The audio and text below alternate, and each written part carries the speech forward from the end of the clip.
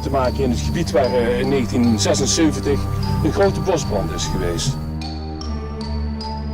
110 hectare is er van dit depot afgebrand. 110 hectare waar munitie lag. Korpsen vanaf Duisburg, Düsseldorf, Aken, Eindhoven waren hier daags daarna aanwezig. De militairen hielden hun tegen, ze zeiden jullie hebben geen toegang tot dit bedrijf. U kunt zich voorstellen wat dit voor een ramp had kunnen zijn en worden.